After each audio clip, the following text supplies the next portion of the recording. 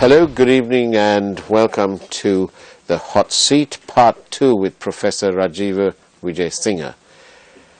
Welcome back, Professor. Thank you. Going back to this astonishing regime change that happened in January, how much was it could be blamed on the President Rajapaksa losing control? I think almost entirely. I mean, my view, as you know, I was a strong supporter of him for several years. I think I can claim credit to be the first person to express reasoned opposition to him in Parliament and out. I think a lot of what I was saying got through to them, because Basil Rajapaksa, for instance, apparently used to talk about me as in SLFP group meetings as an enemy of the government. A traitor? No, I don't think those words were used, No. because the point is I joined the government for certain reasons. Right. And I stood by those reasons. And for instance, he had expressed surprise that I had voted with the government on a no confidence motion. Right. But in fact, my whole point was I thought Mahinda Rajapaksa had done a great job in 2009. I think the manifesto was a good manifesto. I think he worked by and large in terms of that manifesto for 3 or 4 years. And it was only in the last couple of years that things got out of hand. What were those things that got out of hand? Well, I think corruption increased, which was a great pity. Second, I think we got a racist tinge into the government.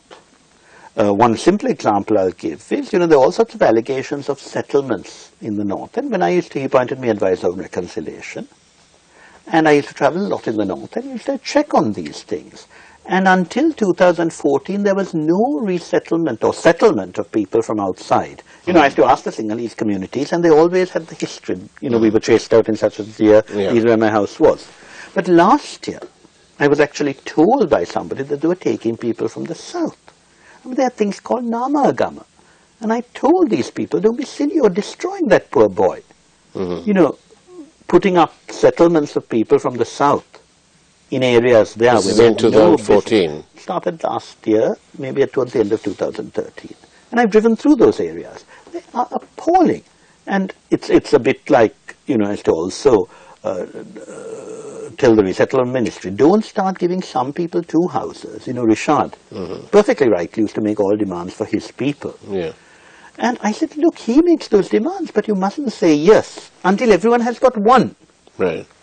There should be certain principles. Yeah. On the whole, they did a reasonably good job. But, it sort of ran out of organized steam. Again, things like, I was very, very proud of the rehabilitation.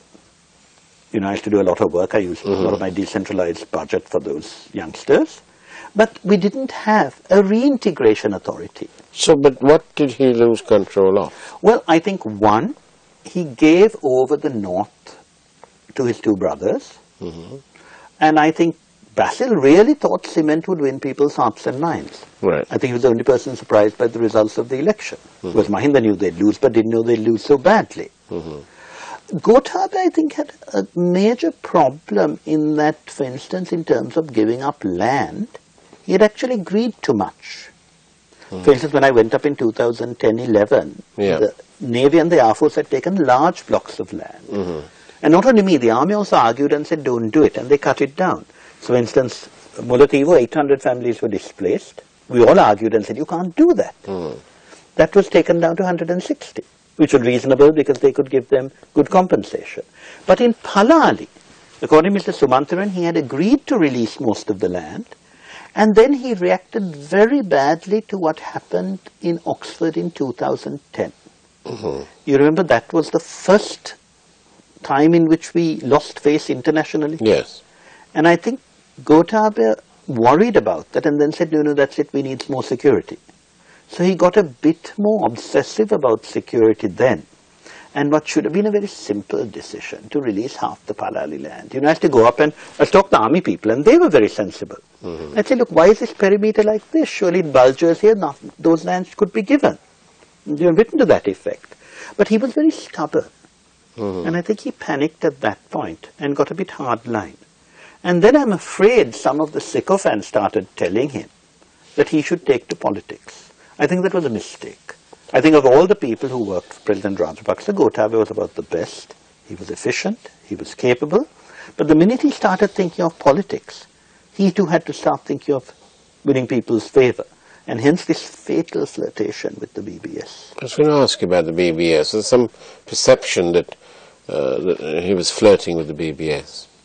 I think that was wrong. I mean, I have to tell you, and this is one of Mahinda Rajapaksa's charms. I think the last conversation I had with him, I was really thinking things are getting too bad. I actually called him about the BBS and said, he's dreadful.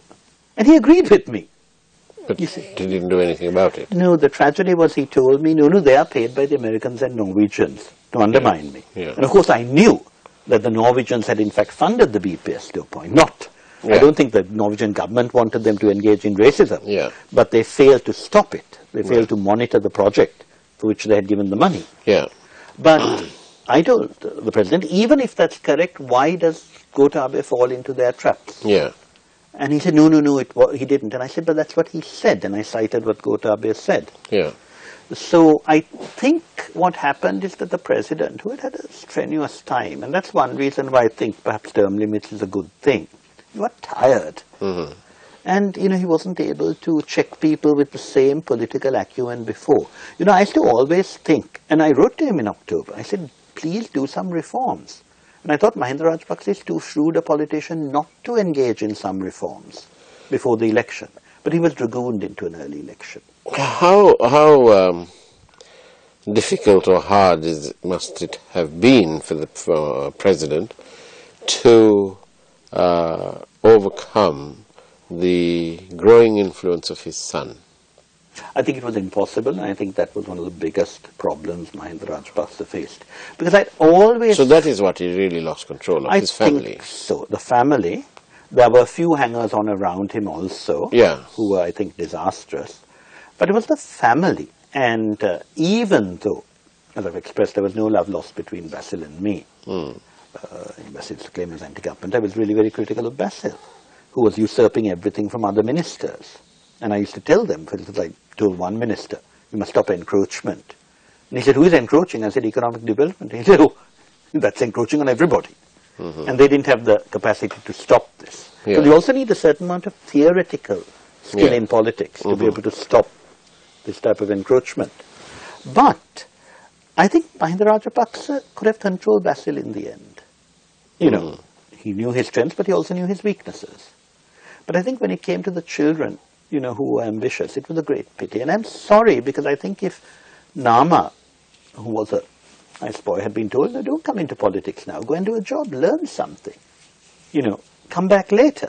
But that is not the Sri Lankan way. Well, Mahinda Rajapaksa worked as a librarian at the University of Thiruvananthapuram. Rahul Gandhi didn't come into politics immediately. But he wants, like most people, would want better for their children. Well, I think that one of the problems is this electoral system. I've always used this example in the old days. Old D.A. Rajapaksa, who was a sweet man, had several children. The best of them became his successor. Mm-hmm. And that is the way it should be. When you have this strange Manapa system, in which Tom, Dick and Harry contest, and of course name recognition means so much, that if you're related to somebody, you get in. Yeah. And of course, once one child does it, every child does it. Mm-hmm. So I think, in one sense, the most important reform, and I'm so glad the president is sticking to his guns, is electoral reform. Because I think it has spawned a breed of youngsters who have neither talent nor humility. So how does whichever party, it's SLFP, the UNP, how do they give confidence to the minorities? Well, I think it's particularly important that they work with people who are not in Colombo politics. I found when I was up in the north, there's a wonderful collection of bright young people who are heading the Pradesh Sabhas. Yeah. I think it's also important, for instance, over the 19th Amendment, I think the Vanni MPs almost said we won't vote for it. They are neglected. You see, unfortunately, Colombo deals with elites. We have the elite who I think are doing their best, Sambandan and Sumantiran, who are, I think, working towards compromise, but who have a very Colombo-centric view. I think up in the north there's an elite that has an ideological commitment still to perhaps more self-government than our constitution would allow. But the vast majority of people really want empowerment in the areas that concern them. So we should be talking more to people like Mr. Adulekadan in Mana, the chap in Kilinochchi. But a lot of them don't speak English very well. So people don't communicate with them. I think one strength is, for instance, on this decentralized budget, where, Ravikant Nayaka promised a lot and we still haven't been told what money we are getting, but the UNP chaps are getting it. The TNA MPs asked me to help them. Because I think I've built up that confidence with the layers of people who relate to the common man. That's how we know what they need. And their needs are very simple things. That's why I was working on the service delivery with the UNDP, setting up consultations, because at the moment, all the Mahinda Rajapaksa promised Jana Sabha, nothing was done about it. And I take credit for the fact that I worked with Mr. Abe Kuhn, who is now Secretary to the President, on getting a circular out that mandated consultation at Grama Niladhari level. Now the next step was to get circulars to ensure that the results of that consultation are followed up. Minutes, responses from officials. That is where we got stuck because poor Karujasuri doesn't know where to turn. But good governance demands the establishment of a system. And this country is without systems. How well will it work? A coalition of sorts, where the President is from the SLFP and the Prime Minister is from perhaps the UNP. Well, it's not working at all now, because essentially the Prime Minister thinks he's a UNP government and his purpose is to have a UNP majority. I think if you had a more wide-thinking UNP leader in charge, things would go well. I think if you had a non-arrogant SLFP leader who was prepared to compromise, things would also go well. So I think it's a matter of personality, and I'm afraid so to work. I still remember Tazi Vittachi many years ago telling me when I was 80s about the ethnic problem. I said, Tazi, what is the solution? And Tazi said, Uta, it's very simple, but it will never happen because it requires a little bit of humanity, and Jaya Jawadna is without humanity. I think the same is true of him. Welcome back to the hot seat with Professor Rajiva Vijay Singha. Professor, you say that Ranil Wickremesinghe is perhaps not the best answer for being the Prime Minister. Can you say who is? Well, I think at the present moment, because I think President Sirisena should go on with the present Parliament for a few months more and fulfill the promises, which I think he would like to do. I think he needs a Prime Minister who has 2 or 3 qualities that are essential. One is to command the confidence of a majority of members of Parliament. I don't think that's difficult, because the majority of the SLFP would like to move towards reform, but they don't want to be persecuted. I think it's also important that the President has someone who supported his election campaign.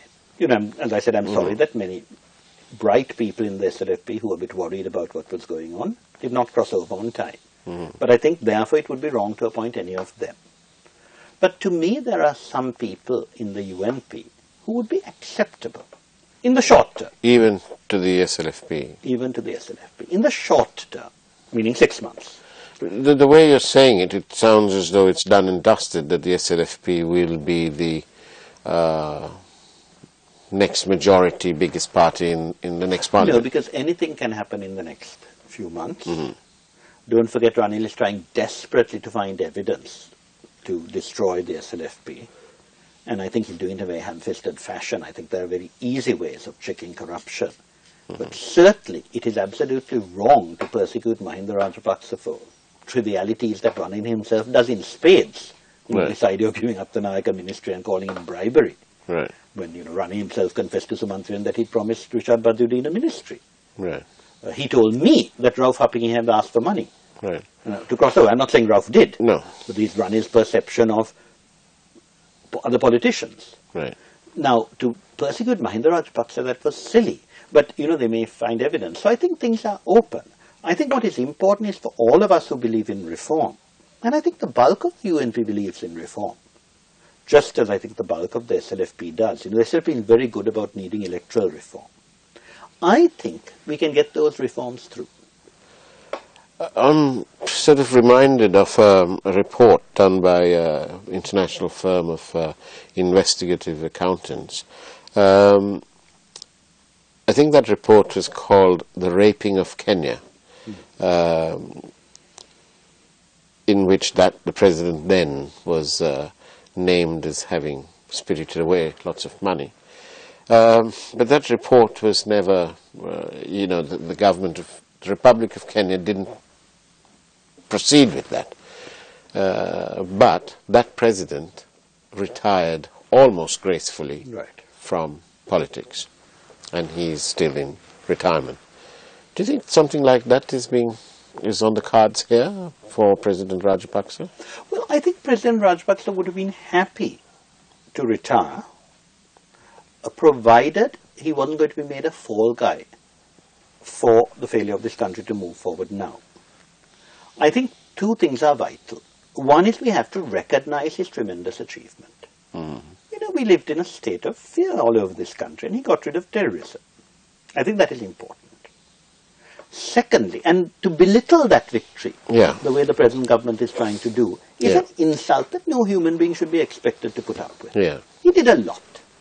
Secondly, I also believe that the development should not be underestimated.